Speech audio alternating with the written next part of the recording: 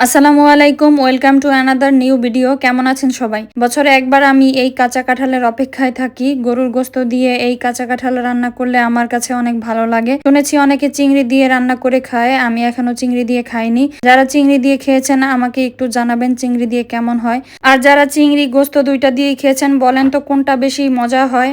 আচ্ছা, তো এখানে আমি তেল পেঁয়াজ দিয়ে গোস্ত রান্নার সব রকম মশলা দিয়ে মশলা ভালো করে কষিয়ে নেব। একটু একটু পানি অ্যাড করে মশলা ভালো করে কষাতে হবে। সব তরকারিতেই মশলা যত ভালোভাবে কষানো হয় তরকারি ততই মজার হয়।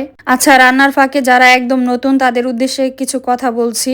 আপনারা কারো কমেন্টে গিয়ে বলবেন না ফলো করলে ফলো পাবেন বা ফলো করেছি ব্যাক করেন। এগুলো কেন করেন আপনারা? আমি যে খুব জানি এমন না, আমি নিজেও শিখছি, কিন্তু আমি শুরু থেকে এমনটা কখনো করিনি। এটা করা আপনার পেজের জন্য ভালো হবে না। আপনি যদি চেয়ে চেয়ে ফলোয়ার নেন তাহলে সেই ফলোয়ার কি বেশি দিন ধরে রাখতে পারবেন? কয়দিন পরে ঠিকই আপনাকে আনফলো করে দিবে। তাই ধৈর্য সহকারে কাজ করতে থাকেন, অন্যের ভিডিও দেখেন, অন্যের ভিডিওতে ভালো ভালো কমেন্ট করেন, একটু সময় দেন, দেখবেন আপনার পেজের ফলোয়ার বাড়তে শুরু করবে। আর যারা ফলো দিয়ে আনফলো করে দেন তারা কেন করেন আমি বুঝি না। এতে আপনাদের লাভ কি? এতে তো আপনাদের ক্ষতি ছাড়া কোনো লাভ নেই। আর ফলো করেনি কেন যদি আনফলো করতে হয়? আপনাদের তো জোর করা হয় না ফলো করার জন্য। আরেকটা কথা, আপনার সামনে আসা সকল ভিডিও দেখার চেষ্টা করুন। ভিডিও যদি দেখতে না পারেন তাহলে প্লে করবেন না। যে ভিডিও প্লে করবেন সেটা সম্পূর্ণ দেখে কমেন্ট করবেন, লাইক করবেন। না দেখে লাইক কমেন্ট করবেন না। এইদিকে আমি গোস্তগুলো ভালোভাবে কষিয়ে ঝোল দিয়ে ভালো করে সিদ্ধ করে নিব।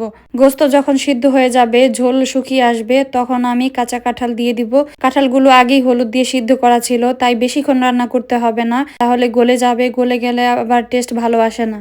এখন আমি কাঁঠালগুলো গোস্তের সাথে ভালো করে মিক্স করে নিচ্ছি। তারপর বেশি না 10 মিনিট রান্না করব।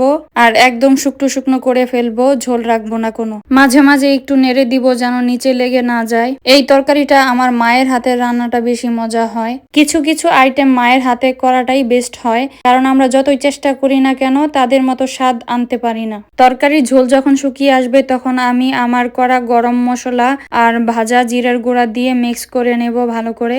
গোস্ত রান্নার শেষের দিকে ভাজা গরম মশলার গুঁড়া আর ভাজা জিরার গুঁড়া দিলে গোস্তের স্বাদটাই অন্যরকম বেড়ে যায়। এই তো আমার রান্না প্রায় শেষ। যারা আমার ভিডিওটি ধৈর্য সহকারে দেখেছেন তাদেরকে অনেক অনেক ধন্যবাদ। সবাই সুস্থ থাকবেন, ভালো থাকবেন আর আমার জন্য দোয়া করবেন। দেখা হবে নেক্সট ভিডিওতে। আল্লাহ হাফেজ।